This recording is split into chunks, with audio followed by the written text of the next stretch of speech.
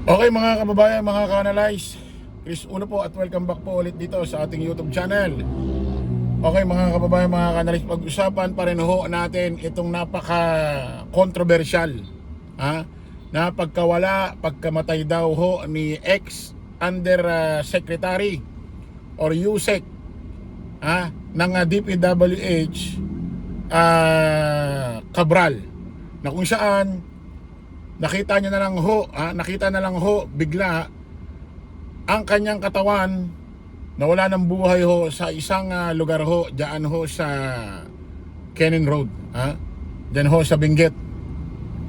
Okay mga kababayan, mga ka-analyze, ito ho kasi si Secretary DILG John B. Cremulya ay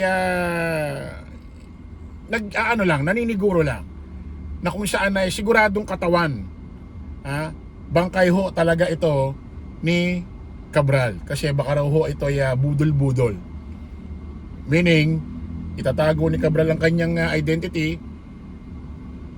may ibang taong namatay doon, yung pala siya ay buhay at nagtatago at tahimik na ang namumuhay. Okay, pinagtatalunan ho ngayon mga kababayan, mga ka-analyze, yung katawan bangkay daw ho ni ex-USEC Cabral ng DPWH, na kung saan hindi ho maiuwi-uwi ho ng kanyang pamilya sa Metro Manila, sa Quezon City, kasi alam ko taga Quezon City ito kasi nangyari ho ito sa Benguet, no? Diyan ho sa Ken Road. Ngayon ay kailangan makahingi ho sila ng clearance na kailangan maiuwi na yung bangkay. Nagkakaproblema ho yata sila mga kababayan, mga ka-analyze. Pakinggan ho natin ito.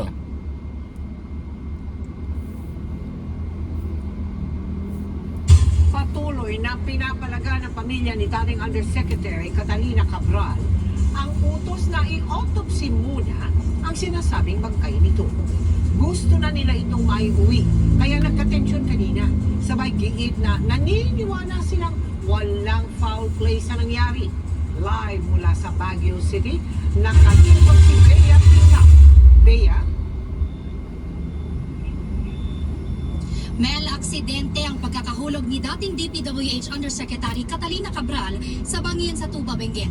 Ito ang paniniwala ng kanyang pamilya, kaya hindi na nila nais pang ipa-autopsy ang bangkay nito.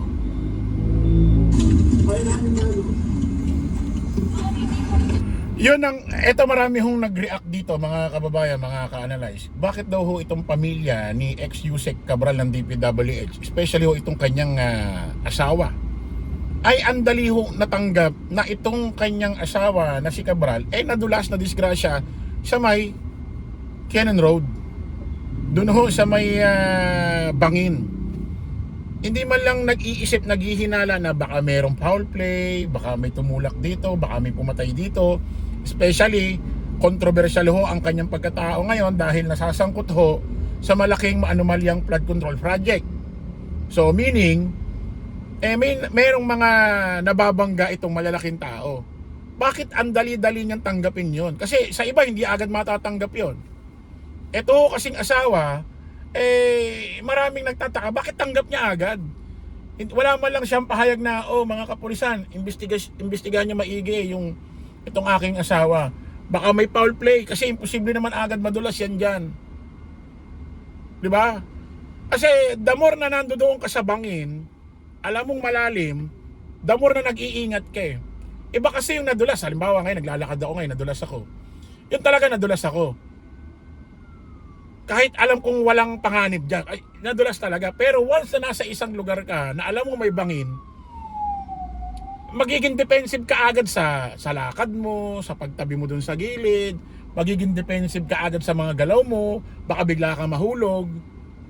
So, bakit parang tanggap na tanggap niya agad yun? Hindi man lang mag-request na imbestigahan nyo po maigi mga sir, Philippine National Police, DILG Secretary John B. Cremulya, baka may nangyaring foul play, baka may pumatay sa misis ko, kasi tumistigo siya ngayon, nagsasalita siya ngayon sa Blue Ribbon Committee, sa ICI, may mga nabubunggo siyang tao, baka merong mga taong nagplano sa kanya na hindi maganda.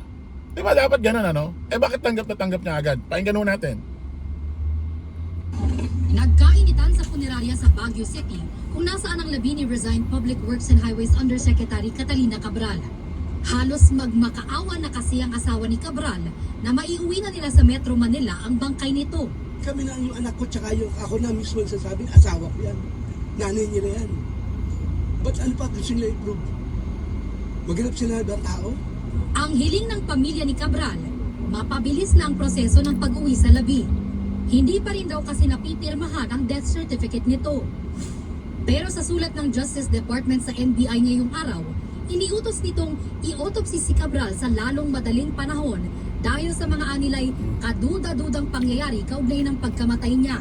Giit na Inutusan ho ng Justice Department ang NBI na i-autopsy itong katawan daw ni ex-Yusek Cabral ng DPWH. Pagka inutos mismo ng Department of Justice, walang magagawa ho ang pamilya. Kasi hindi rin naman kasalanan ng gobyerno or ng DILG or ng PNP or ng Department of Justice na itong taong ito nasangkot sa malaking korupsyon na bilyon-bilyon ang pinag-uusapan at pera ho yan ng taong bayan. Kung hindi ho siya kasali dyan, biglang nangyari sa kanya, ano naman pakialam ng gobyerno dyan kahit di kayo autopsy? Diba? Nasangkot wala kayong magagawa dyan. Kumbaga, hindi nyo hawak yung ganong pananaw.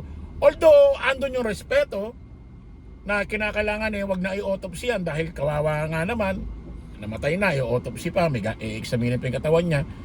Pero, ang problema kasi nasangkot sa maano man yung flood control project. So, ibig sabihin, hindi nyo lang basta hawak yung pamilya nyo. May karapatan ng gobyerno dyan. Di ba? Mawalang galang na ho sa may patay. Sisihin nyo yung kapamilya ninyo. Di ba? Kasi lumalabas, may kinalaman siya. May kinalaman siya sa naging korupsyon. Di ba? At siguro naman may napala kayo doon dahil kapamilya nyo to. Di ba? Giit ng asawa ni Cabral, hindi nila bibigyan ng basbas na ma-autopsy ito. Siguro, Salita. hindi pwede mangyari 'yon. Kapag inutos 'yan ng Department of Justice, wala kayong magagawa. Kahit kanino nyo pagtanong. Wala kayong magagawa. Depende na lang kung ang asawa ninyo is hindi taga-gobyerno, hindi nasangkot dito, walang mangingialam dyan. Karapatan nyo yan. Ang problema, nasangkot At hindi basta-basta kung anong issue yan. Pinag-uusapan ho yan buong Pilipinas, Luzon, Visayas, Mindanao. Flood Control Project. Tuloy natin. karapatan na namin na nagbigay na kami ng waiver. Nagdudusa na kami tapos ito ang karamdaman ng pahirapan ka pa. Kilala ng anak ko kaya bigay kami ng waiver. Ano pa gusto nilang punto? Na para patunayan, lang gusto namin. Magpa-Pasko, makasama na namin yung asawa, makasama ko na asawa ko yung Pasko. Pinag-aaralan na ng Philippine National Police ang mga susunod nilang hakbang matapos makakuha rin ng direktibang i-autopsy ang bangkay mula naman sa Department of the Interior and Local Government o DILG. Iniutos din itong i-DNA test ang bangkay. Ito po pinag-aaralan natin mga legal officers kung ano po ang magandang gawin po ng PNP National Police para masiguro natin na yung isis ay namatay, totoo ang katawan po yung isis na si Dating Yusek. Pumanaw ang dating Undersecretary matapos umanong mahulog sa bangin sa Tuba, Benguet. Naniniwala ang pamilya niyang aksidente lamang ito at walang foul play. Nagpunta siya dito para magkausap pa kami nung Yun yung nakakapagtaka doon, ano? Bakit tanggap na tanggap ho nitong pamilyang ito na walang foul play sa nangyari? Ano? Bakit tanggap na tanggap nila? Kasi namatay na lang ng biglaan, nagpunta daw doon para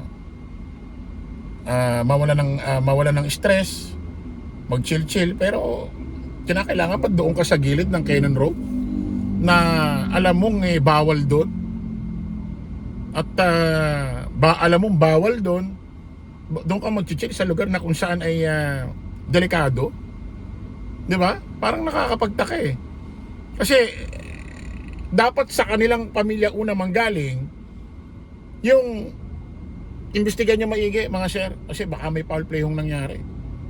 Di ba? Kasi nagsalita yun sa Blue Ribbon, so may mga nasagasaan siya. Iniimbestigahan din sa ICI yan, baka may nasasagasaan siya.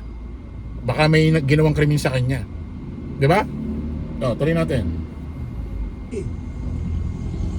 Before that day eh. Then sabi ko pa sa kanya, ba't hindi ka umaten nung ICI meeting? Pero ang sabi ng tauhan ng CIDG sa kanya, hindi pa nila ma-rule out ang anggulo na may foul play. Itinanggi rin niya na naisauli sa kanila ang cellphone at iba pang gamit ni Cabral.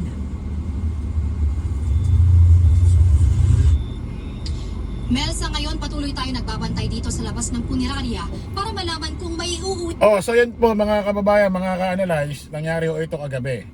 Ngayon, may balita ho ngayong araw, oras na ito, na kinukumpirma ho, ng DILG. Ito, basahin natin. Kinukumpirma ni Department of Interior and Local Government, DILG Secretary John B. Cremulya, itong Sabado, Disyembre 20, na ang mga labi na natagpuan sa Tuba Benguet ay kay dating Department of Public Works and Highway, DPWH, under Secretary. Dali. Ma'am, kukunin ko na lang doon. Kukunin ko. Sensya na po. Ngayon,